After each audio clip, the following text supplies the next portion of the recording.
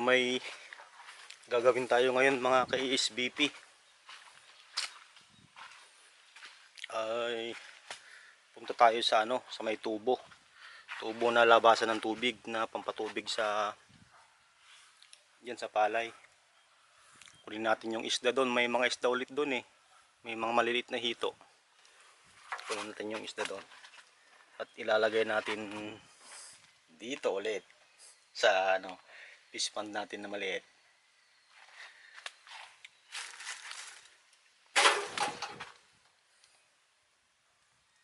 Ito pala yung binili kong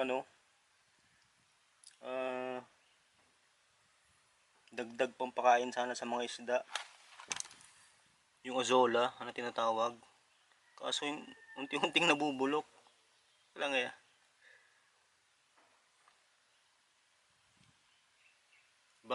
Bago lang kasi ako magtanim ng ganito azola.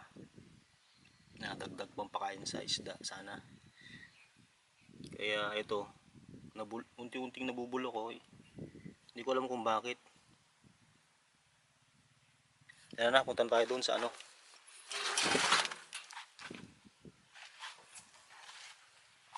may tubo doon. Doon sa banda doon sa may tabi ng irigasyon.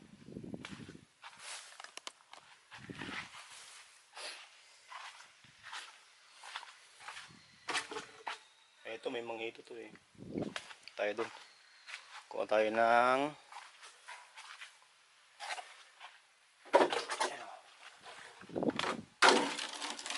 pangalis ng tubig. Tapos kuha tayo ng saging. Saging pang sarado natin sa tubo pa.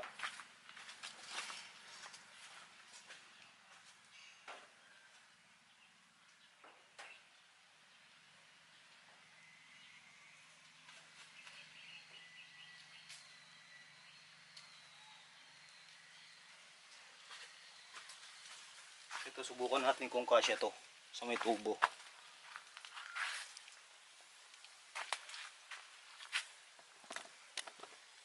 Tara. Sarado natin dun. Kunin ko muna yung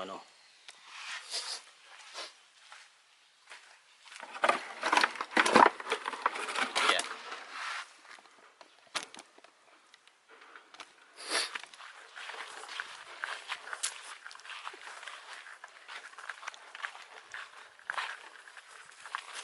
Doon yung labasan ng tubig. Tignan ko kasi nung nakarang araw may mga hito na naman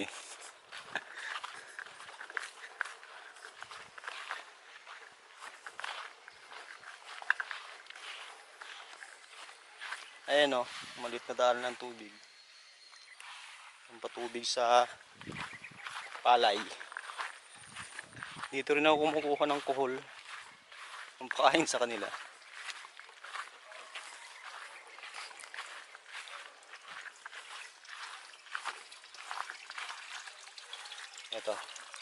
Ito. Ayan, may mga hito dyan Yan natin. Yung kukunin natin.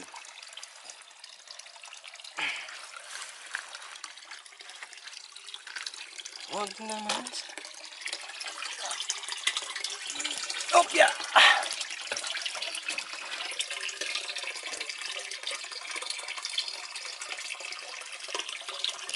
Ayun mga hito. Makikita nyo. May karpa pa, may karpa. Dito pa dito sa kabila. Ito mas marami siguro dito. Ayun maliliit na hito.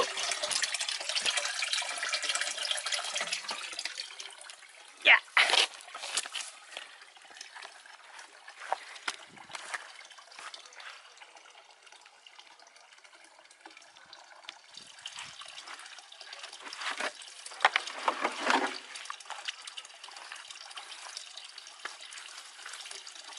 Yeah. Kasya pa kaya?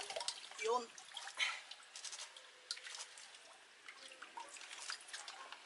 Saktong sakto. Oh. Yeah.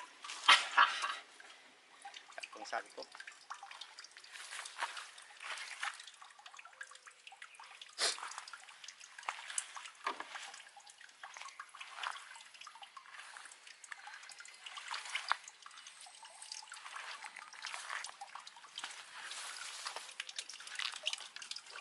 Lagyan natin ng screen para ano, hindi lumusot.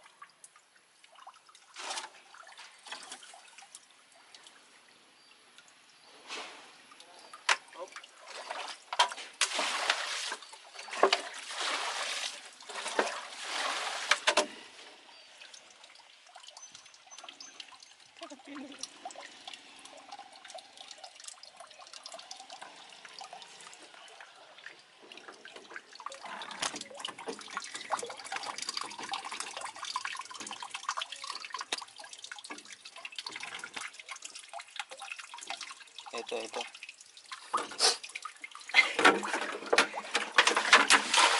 Lang tayong bata nito.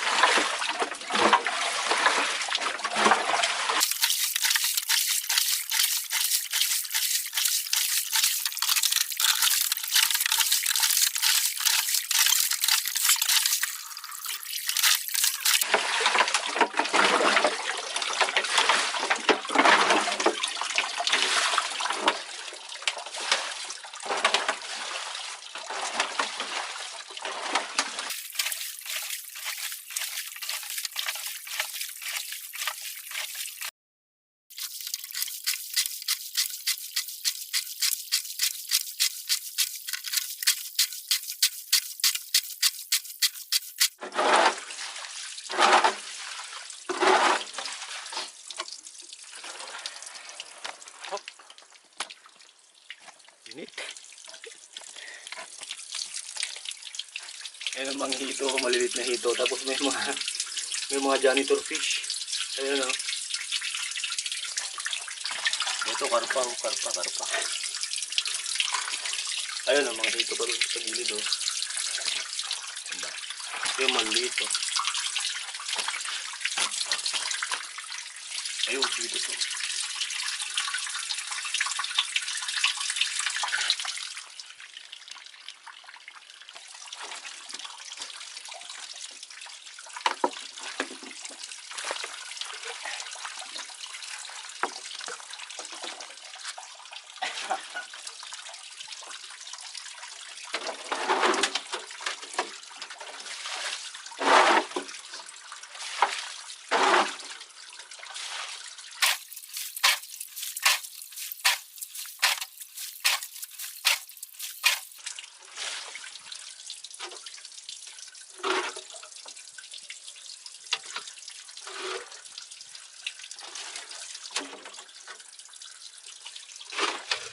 Ayan mga KSBP, konti na lang yung tubig kaya pwede nang kunin yung mga laman na isda.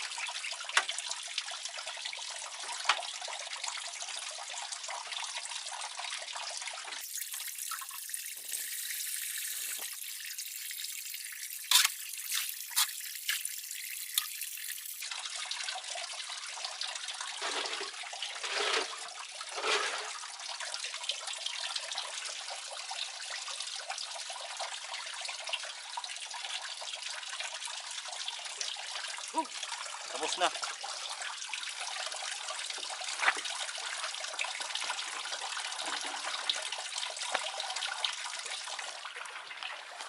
So ito lahat yung nakuha ko. Ayan. Ilang piraso yan? Isa, dalawa, tatlo.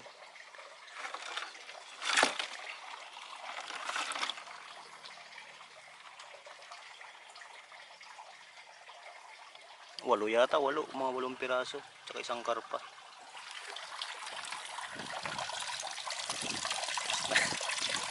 Alisin na natin yung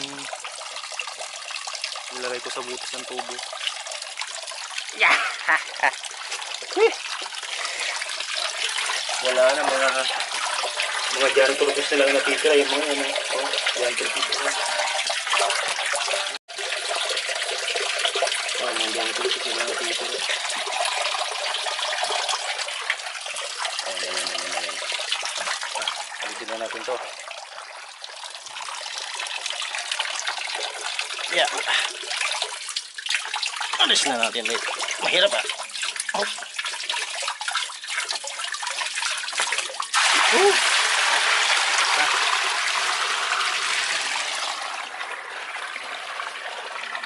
Yan na yan. Ilalagay natin ulit yung hollow block. Nga sa gilid. Para may taguan yung mga dito sa sunod ulit.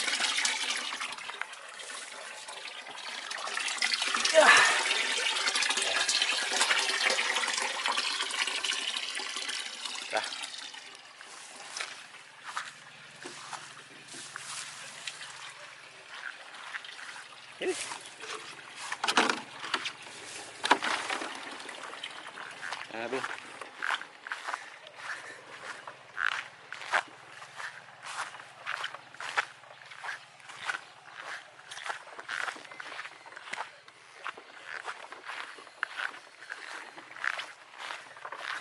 Para lang bata dito.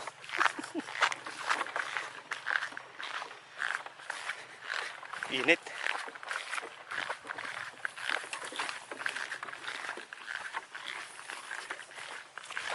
May pandagdag tayo sa ilalagay sa halaman ng munting fish pond. Sana ay lumaki ng maayos to, yung malaki, yung 2 dangkal yung haba ng ito, ganun sana para mas masarap iluto. Sila yung problema, yung azola na papakain ko sa kanila nabubulok Ilan ba? Bilangin natin.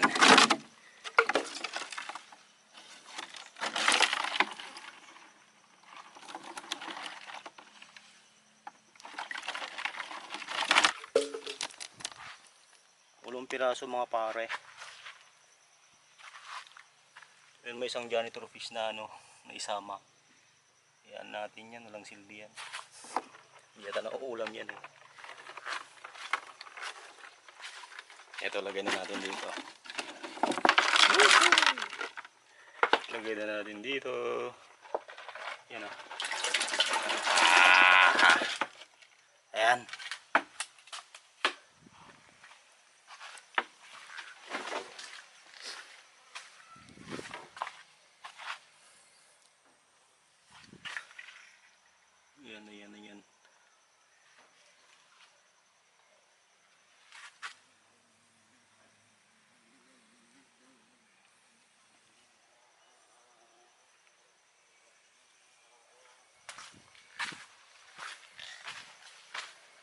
Marami nang naipon dito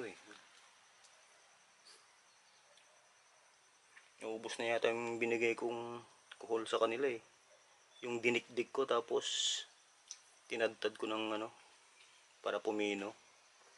Ubos na yung kuhol. Tapos yung azola sana ang pinaparami ko wala. Nabubulok yung azola Kala ko madali lang paramin yung azola.